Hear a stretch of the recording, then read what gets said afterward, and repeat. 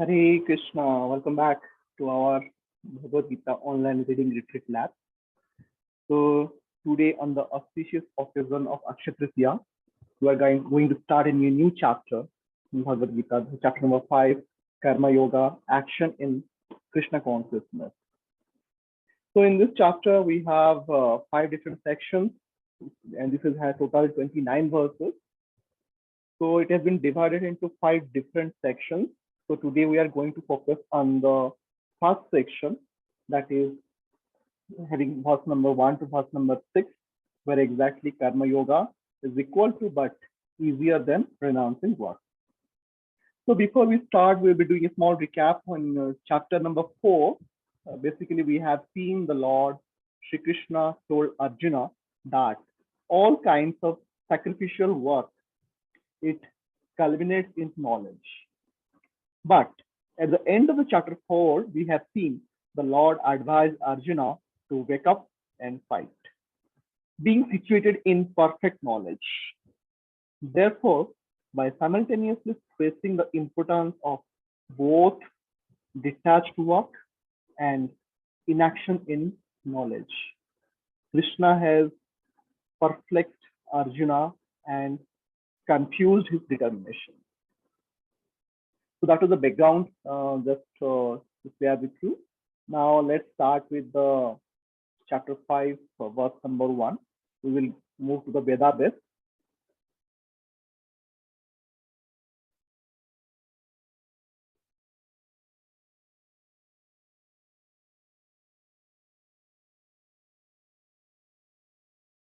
So in this section, we will start with the chapter number 5. And this, if you can see, this is having a dual version of the Veda base, which I discovered recently. So you can see both in English and any other languages, like here I have set to German.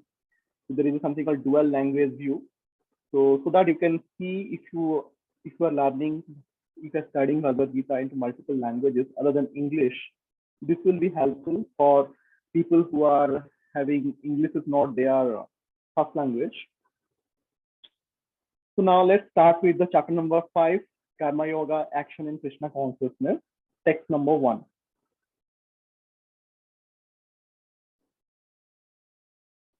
Yeah. So as usual, we will not be going word by word meaning. We will focus only on the translation and purport.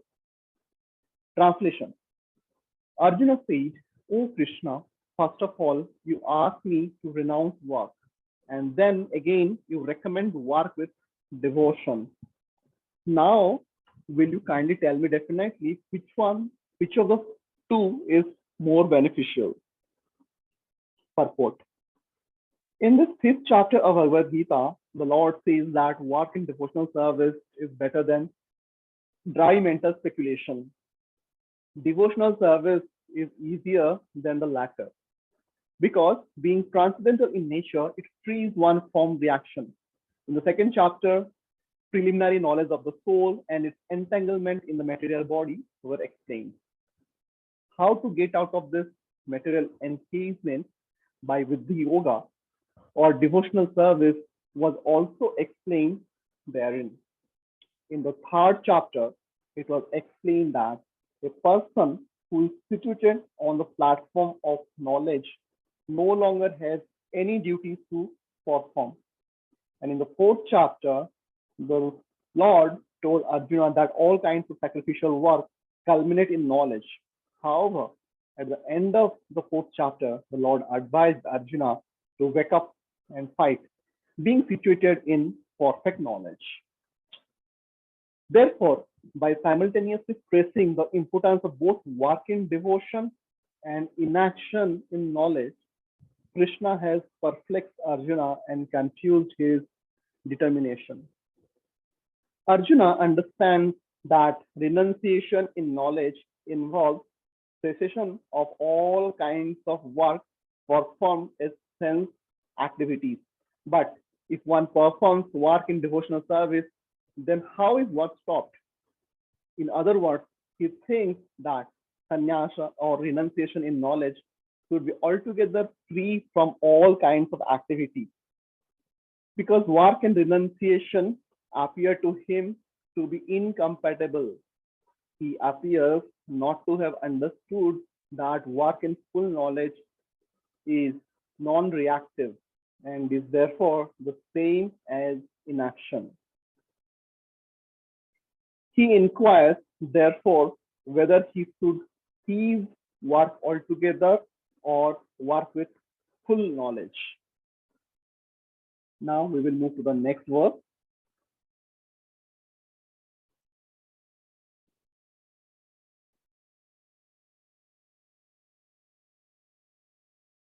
Chapter number 5, verse number 2. Translation. The personality of Godhead replied, the renunciation of work and work in devotion are both good for liberation. But of the two, work in devotional service is better than renunciation of work. Purport. Creative activities seeking sense gratification are cause for material bondage. As long as one is engaged in activities aimed at improving the standard of bodily comfort, one is sure to transmigrate to different types of bodies, thereby continuing material bondage perpetually. Srimad Bhagavatam 5.5.4 to 6 confirms this as follows.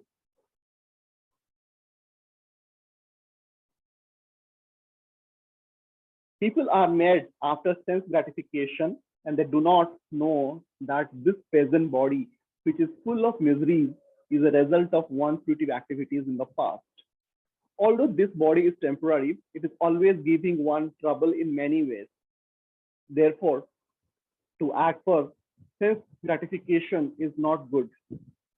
One is considered to be a failure in life as long as he makes no inquiry about his real identity.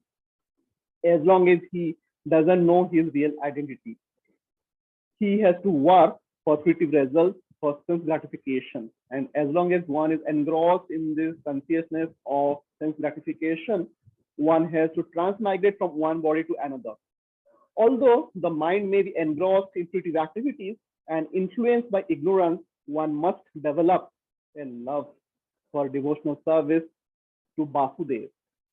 Only then can one have the opportunity to get out of the bondage of material existence. Therefore, jnana or knowledge that one is not this material body but spirit soul is not sufficient for liberation. One has to act in the status of spirit soul. Otherwise, there is no escape from material knowledge. Action in Krishna consciousness is not, however, action on the fruitive platform. Activities performed in full knowledge strengthens one's advancement in real knowledge. Without Krishna consciousness, mere renunciation of fruitive activities doesn't actually purify the heart of a conditioned soul. As long as the heart is not purified, one has to work on the fruitive platform. But action in Krishna consciousness automatically helps one escape the result of fruitive action so that one need not descend to the material platform. Therefore, action in Krishna consciousness is always superior to renunciation, which always entails a risk of falling. Renunciation without Krishna consciousness is incomplete, as is confirmed by Srila Rupa Goswami in his Bhakti Rasamrita Sindhu 1.2.258.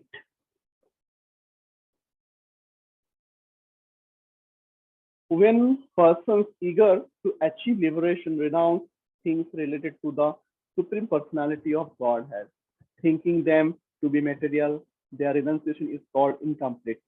Renunciation is complete when it is in the knowledge that everything in existence belongs to the Lord and that no one should claim proprietorship over anything. One should understand that factually nothing belongs to anyone.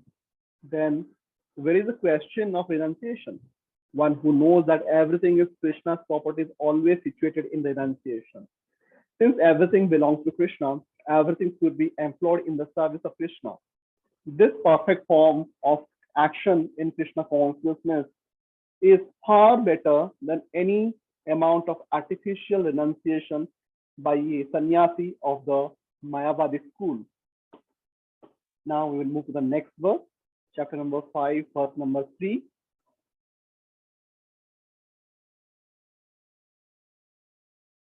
Translation. One who neither hates nor desires the fruits of his activities is known to be always renounced. Such a person, free from all duality, easily overcomes material bondage and is completely liberated. O mighty armed Arjuna, purport. One who is fully in Krishna consciousness is always a renouncer because he feels neither hatred nor desire for the results of his actions. Such a renouncer, dedicated to the transcendental loving service of the Lord, is fully qualified in knowledge because he knows his constitutional position in his relationship with Krishna. He knows fully well that Krishna is the whole and that he is part and parcel of Krishna. Such knowledge is perfect because it is qualitatively and quantitatively correct. The concept of oneness with Krishna is incorrect because the part cannot be equal to the whole. Knowledge that one is one in quality yet different in quantity is correct.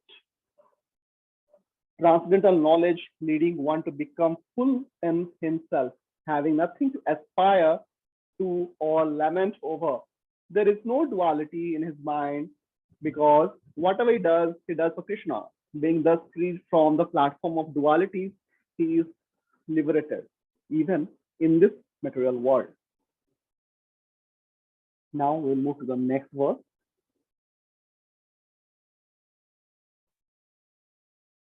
Chapter number 5, verse number 4. Translation. Only the ignorant speak of devotional service, karma yoga, as being different from the analytical study of the material world, Sankhya. Those who are actually learned say that he who applies himself well to one of these paths achieves the results of both. Purport. The aim of the analytical study of the material world is to find the soul of existence. The soul of the material world is Vishnu, or the super soul. Devotional service to the Lord entails service to the super soul. One process is to find the root of the tree, and the other is water to water the root. The real student of Sankhya philosophy finds the root of the material world, Vishnu, and then, in perfect knowledge, engages himself in the service of the Lord. Therefore, in essence, there is no difference between the two because the aim of both is Vishnu. Those who do not know the ultimate and say that the purposes of Sankhya and Karma Yoga are not the same, but one who is learned knows the unifying aim in these different processes. Now we'll move to the next verse.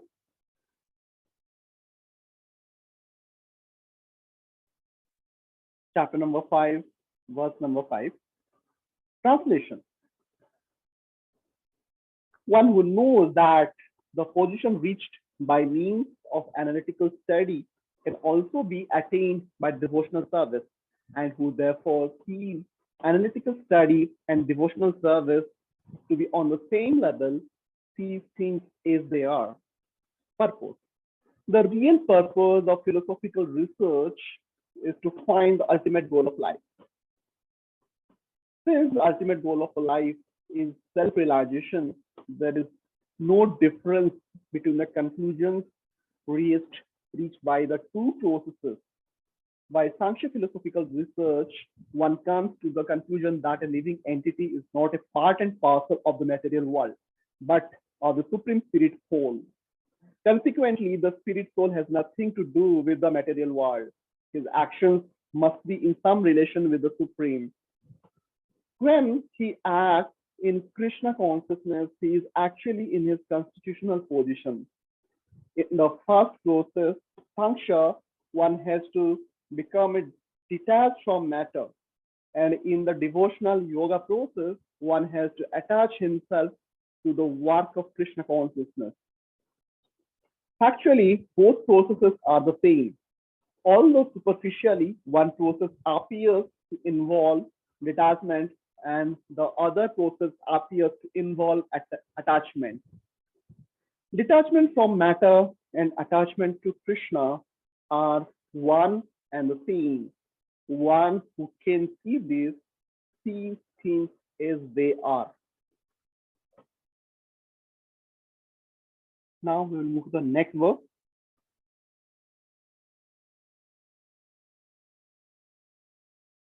Chapter number 5, verse number 6. Translation: merely renouncing all activities, yet not engaging in the devotional service of the Lord, cannot make one happy. But a thoughtful person engaged in devotional service can achieve the supreme without delay. Purport: there are two classes of sannyasis or persons in the renounced order of life. The Mayavadi sannyasis are engaged in the study of Sankhya philosophy, whereas the Vaishnava sannyasis are engaged in the study of Bhagavatam philosophy, which affords the proper commentary on the Vedanta Sutras. The Mayavadi sannyasis also study the Vedanta Sutras, but use their own commentary called Sarirakar Bhasya, written by Shankaracharya. The students of the Bhagavata school are engaged in the devotional service of the Lord according to Panchatriki, Satriki regulations. And therefore, the Vaishnava sannyasis have multiple engagements in the transcendental service of the Lord. The Vaishnava sannyasis have nothing to do with material activities, and yet they perform various activities in their devotional service to the Lord. But the Mayavadi sannyasis engaged in the studies of Sankhya and Vedanta and speculation cannot release the transcendental service of the Lord. Because their studies become very tedious, they sometimes become tired of Brahman speculation, and thus they take shelter of the Bhagavatam without proper understanding. Consequently, their study of the Srimad Bhagavatam becomes troublesome. Dry speculations and impersonal interpretations by artificial means are all useless. For the Mayavadi sannyasis, the Vaishnava sannyasis who are engaged in devotional service are happy in the discharge of their transcendental duty, and they have the guarantee of ultimate entrance into the kingdom of God. The Mayavadi sannyasis sometimes fall down from the path of self-realization and again enter into material activities of a philanthropic and altruistic nature, which are nothing but material engagement. Therefore, the conclusion is that those who are engaged in Krishna conscious activities are better situated than the sannyasis engaged in simple speculation about what is Brahman and what is not Brahman, although they too come to Krishna consciousness after many births.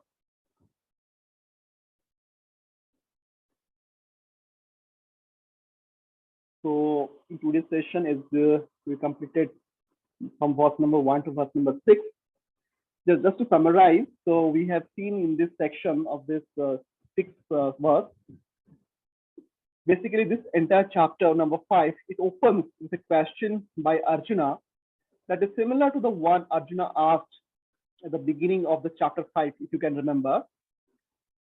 In chapter 3, Arjuna has asked, which is better, detached work or renunciation of work? Krishna replies that although the results of Karma Yoga and the renunciation of work are ultimately the same, Karma Yoga is better, being easier to perform, safer, and more practical, as it keeps the senses engaged while simultaneously purifying the heart by working with detachment. So this is a summary of this section. So we will stop here. In next session, we will start with the verse number 7 till verse number 12. Hare Krishna.